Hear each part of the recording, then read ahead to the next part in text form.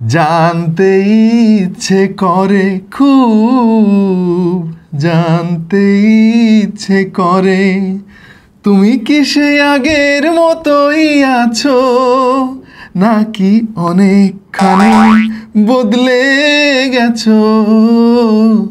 জানতে ইচ্ছে করে না ভাই, আপনাদের আর ধৈর্যের পরীক্ষা নেব না। ঘটনা আছে অনেক দিন পরে ওয়ালটনের একটা প্রোডাক্ট আমাদের স্টুডিওতে আসছে এবং ভাবলাম যে ওয়ালটন কি পরিবর্তন হয়েছে, জিনিসটা একটু আমরা টেস্ট ফেস্ট করে দেখি আর কি। ঘটনা হচ্ছে যে ওয়ালটনের ফোন নিয়ে আমরা এর আগে যে ভিডিওগুলো বানিয়েছিলাম তার প্রত্যেকটা ভিডিও শেষ দিকে একটা কথা বলতে হইতো, দাম বেশি। অনেস্টলি এই দামটা আমার কাছে ওভার প্রাইস মনে হয়েছে। আমি বলবো যে এটা ওভার প্রাইস। এই ফোনের দাম কমসে কম 2000 টাকা বেশি আমার কাছে মনে হয়েছে। এটার দাম যদি আরেকটু কমিয়ে আনা যেত তাহলে আমার মনে হয় বেস্ট একটা ডিল হতো। টু বি অনেস্ট এই দামটা আমার কাছে একটু বেশি মনে হচ্ছে। ওয়েল অনেস্টলি আমার কাছে এই প্রাইসটা বেশি মনে হয়েছে। এই ফোনটার দাম আরো কমানো উচিত ছিল। তবে ভাই আর 1000 টাকা কম হলে মানে একদম জোস একটা অপশন হতো আর কি। দামটা যদি আরেকটু কমানো যেত তাহলে আমরা একদম 100-তে 100 মার্ক দিতে পারতাম এই ফোনটাকে। এই ফোনের যে স্পেক আর এই ফোনের যে পারফরমেন্স, তাতে এই ফোনের দাম 15,000 একটু বেশি হয়ে গেছে। এটা 10,000 টাকার ভেতরে থাকলে মনে হয় ভালো হতো।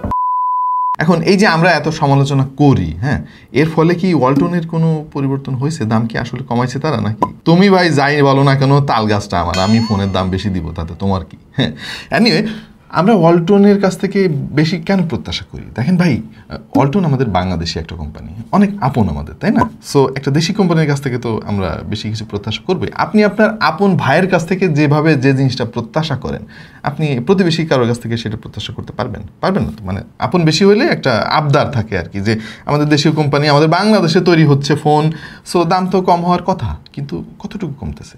Xenon X91 এই ফোনটা বাংলাদেশে তারা লঞ্চ করছে 31,000 টাকা দাম দিয়ে, এবং এতে ব্যবহার করা হয়েছে কি G100। এই G100 দিয়ে আমরা অনেকগুলো ফোন অলরেডি দেখে ফেলেছি, এবং এর মধ্যে 19,000 টাকা দামের ফোনও ছিল। By the way, G99 R G100 কিন্তু ভাই জমজ ভাই, এটা তেমন কোনো পার্থক্য নাই আর কি। অনেক খেয়াল করে দেখলে হয়তো দেখা যেতে পারে যে একজনের এখানে একটা তিল আছে, এরকম একটা ব্যাপার। সো G99 এর ফোন সঙ্গে AMOLED display, 120 hertz refresh rate, এরকম ফোন আমরা অফিসিয়ালি 17,000 টাকায় পাইছি। তাহলে এই ফোনটা 31,000 টাকা দিয়ে আমি কেন কিনবো? আমাকে আপনারা কি কেউ একটু বুঝাইতে পারবেন যে ওয়ালটনের এই Xenon X91 ফোনটা 31,000 টাকা দিয়ে কেনার পেছনে মানে একটা কারণ আমাকে বলেন ভাই, একটা, বেশি কিছু না, তিনটা আমি চাই না, একটা কারণ একটু কমেন্ট সেকশনে আমাকে জানান। এনিওয়ে আমরাও জানানোর চেষ্টা করব এইটা কেনার পেছনে আসলে মেইন যুক্তি কি। একটা যুক্তি আছে কিন্তু, ওইটা নিয়ে আমরা আলাপ করব কিছুক্ষণের মধ্যে। তার আগে চলেন আমরা ফোনের আনুষঙ্গিক কিছু জিনিস ফোন হ্যাঁ, এই যে অনেক আনুষঙ্গিক জিনিসপত্র আছে, সেগুলো নিয়ে একটু আলাপ করে ফেলি। প্রথমে ডিজাইনটা নিয়ে একটু আলাপ করি ভাই।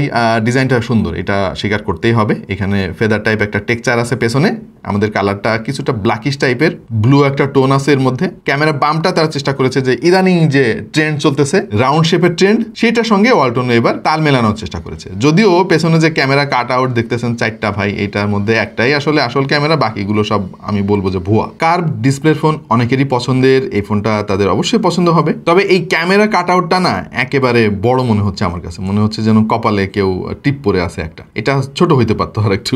আর বটম বেজেলটা তারা সিমেট্রিক্যাল করতে পারে নাই, ওপরের দিকে যথেষ্ট বেজেল আছে। ওভারঅল এটা ডিজাইন ঠিকঠাক মনে হয়েছে। তবে ডিসপ্লেটা অনেক অনেক সুন্দর ভাই, হ্যাঁ, অ্যামোলেড ডিসপ্লে, পাঞ্চি কালার, যদিও ওয়ার্মার একটা টোন সবসময় থাকে, এটা আমি চেঞ্জ করতে পারলাম না। আপনার কাছে মনে হবে যে একটা ডিসপ্লে আপনি ধরে আছেন, এই দিক দিয়ে ওয়ালটন প্রশংসা পাওয়ার যোগ্য। কিন্তু যদি আপনি 31,000 টাকা দামের কথা চিন্তা করেন তাহলে ভাই এর চাইতে অনেক ভালো ভালো ডিসপ্লে মার্কেটে আছে। এখন এই সিমিলার স্পেকের অন্যান্য কিছু ফোনের সঙ্গে একটু কম্পারিশন করা যাক, তাহলে আপনারা বুঝতে পারবেন। বেশি সময় নিব না ভাই, সংক্ষেপে ধরেন G100 অ্যামোলেড ডিসপ্লে, কার্ভ অবশ্যই, সেই সঙ্গে আপনার 5000 mAh ব্যাটারির সঙ্গে 33 ওয়াট ফাস্ট চার্জিং সাপোর্ট।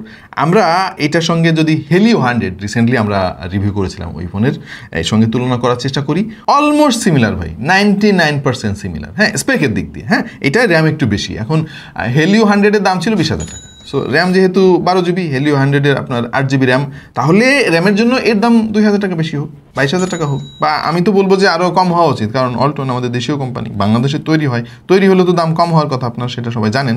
তাহলে 31,000 টাকা কেন ভাই? মানে এতে কি বেশি আছে ভাই? ধরেন 120 হার্জ রিফ্রেশ রেট Helio 100 আছে, অ্যামোলেড ডিসপ্লে আছে, G100 আছে, 5000 mAh এর ব্যাটারি আছে, 33 ওয়াটের ফাস্ট চার্জিং সাপোর্ট সেটাও আছে, 20,000 টাকা ভাই।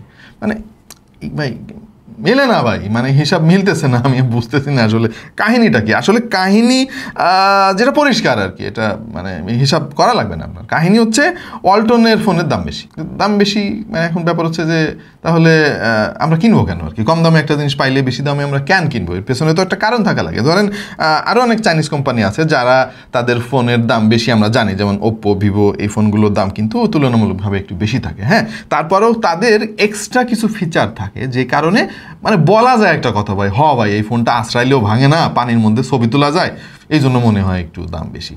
ভাই এতে তো ওইরকম কিছুই নাই ভাই, মানে এমন না যে এটার ক্যামেরা একেবারে রেভলিউশন সৃষ্টি করে ফেলেছে X200 Proর মতো ভিভোর, ওই রকম কিছু না, নর্মাল সব ওয়ালটন ফোনের মতো এটার ক্যামেরাও যেরকম, অন্য সবগুলো সেরকম। তাহলে এই যে 10,000 টাকার মতো বেশি, বা 10,000 টাকা একটা ফোন হয়ে যাবে আর একটা, এটা কেন আমরা দিব আর কি। এখন সবসময় আমি যে কথাটা বলি সেটা হচ্ছে যে ভাই, দেশীয় মৎস্য শিল্প বাঁচানোর জন্য আমাকে যদি আপনারা বলেন যে আজকে থেকে পচা মাছ কিনতে হবে, হ্যাঁ আমি রাজি না ভাই, আমার ওই দেশপ্রেমের দরকার নাই, আমি ভালো মাছ কিনবো, আমি বিদেশিটা কিনবো। তুমি আমার দেশীয় মৎস্য শিল্প রক্ষা করতে বলতেছো, ভালো মাছ দাও, ভালো দাম দাও, আমি কিনতেছি, আমি পচা মাছ খাইতে রাজি নাই। আচ্ছা, সো আরেকটা ফোনের সঙ্গে একটু কম্পেয়ার করি, সেটা হচ্ছে এই যে টেকনো স্পার্ক 30। হ্যাঁ, এই ফোনটা রিসেন্টলি লঞ্চ হয়েছিল এবং এটার স্পেকের সঙ্গে মানে 99% মিল আছে, এক্সেপ্ট এটা হচ্ছে আপনার ফ্ল্যাট ডিসপ্লে, আর ওয়ালটনের এটা হচ্ছে কার্ভ ডিসপ্লে। G100 প্রসেসর আছে, অ্যামোলেড ডিসপ্লে আছে, 120 হার্জ রিফ্রেশ রেট আছে, 33 ওয়াট ফাস্ট চার্জিং সাপোর্ট, সাথে 5000 mAh ব্যাটারি আছে। 20,000 টাকা দাম ভাই এটার। তাহলে এটার দাম 31,000 টাকা হওয়ার পেছনে আসলে কারণটা কি? কারণটা আমি আসলে মানে খুঁজতেছি এখনো আর কি। হ্যাঁ, দেশপ্রেম ছাড়া আর কোনো কারণ আমি এখানে অবশ্য দেখতেছি না। এনিওয়ে, আরও আছে ভাই, মার্কেটে ফোনের অভাব নাই। ইনফিনিক্স হট 50 Pro, এই ফোনটাও কিন্তু সিমিলার স্পেক দিয়ে মার্কেটে আসছে। ওই যে মানে কমন যে KSP গুলো থাকে এই ফোনগুলোর মধ্যে, হ্যাঁ, AMOLED display, 120 hertz refresh rate, 5000 mAh এর ব্যাটারি, 33 ওয়াটের fast charging support, Helio G100, same to same ভাই। তো দেখেন যা ভালো মনে করেন আর কি। হ্যাঁ, আপনার টাকা আপনি কিনবেন ভাই, আমার কি।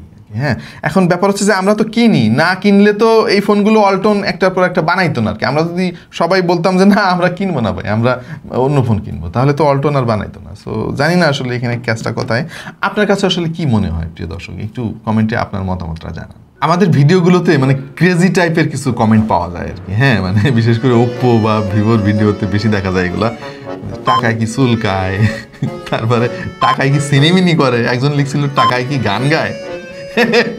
মানে আছে কিছু লোক আর কি এরকম, মানে কই টাকা খরচ করবে আর কি খুঁজে পায় না। হ্যাঁ, আমার টাকা বেশি হয়ে গেছে ভাই, আমি কিনবো, আমি ডবল দেন দিয়ে কিনবো, তোর কি বেড়া।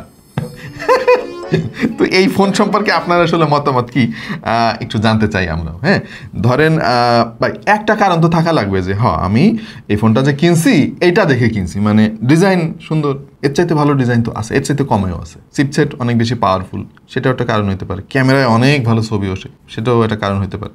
একটা কারণ তো লাগবে আর কি। আপনার কাছে কি কারণ আছে যে এই ফোনটা কি কারণে কেনা উচিত, একটু কমেন্টে জানান। যাই হোক ভাই, G100 এর পারফরমেন্স কিন্তু আবার ভালো। এই সিমিলার চিপসেটের আরও বেশ কয়েকটা ফোনের রিভিউ আমরা অলরেডি করেছি। টুকটাক গেমিংও করতে পারবেন এবং এর যে 12 GB র্যাম আছে এটা বেশ ভালোই সাপোর্ট দিবে আপনাকে। প্রচুর অ্যাপ আপনি একসঙ্গে অ্যাক্টিভ রাখতে পারবেন, মাল্টিটাস্কিং করে আরাম পাবেন। আর ক্যামেরাকে আমি খারাপ বলতেছি না, বাট দাম বিবেচনায় আসলে যেটা বলা উচিত সেটা হচ্ছে যে এর চাইতে আরও ভালো ভালো ক্যামেরার ফোন মার্কেটে অ্যাভেলেবেল। আচ্ছা, তো এইটার রিভিউ অলরেডি আপনারা সবাই দেখে ফেলছেন। হ্যাঁ, আমি এখানে র টাইপের কিছু মতামত প্রকাশ করলাম আর কি।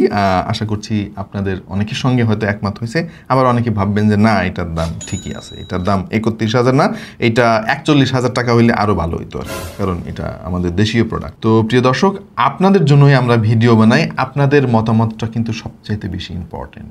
কমেন্টে আপনার মতামতটা জানিয়ে দিন। আর ঈদের ছুটি শুরু হয়ে গিয়েছে, সবাই ঈদের আমেজে আছেন, সবাইকে অগ্রিম ঈদের শুভেচ্ছা জানাচ্ছি। যারা গ্রামের বাড়িতে যাচ্ছেন সাবধানে যাবেন, সাবধানে আবার আসবেন ফিরে ঢাকা শহরে বা যার যার কর্মস্থলে। সবার জন্য অনেক অনেক শুভকামনা রইল। দেখা হয়ে যাবে অন্য কোনো ভিডিওতে ভিন্ন কোনো বিষয় নিয়ে। সেই পর্যন্ত সবাই ভালো থাকুন, সুস্থ থাকুন আর দেখতে থাকুন টেক টু দ্য পয়েন্ট।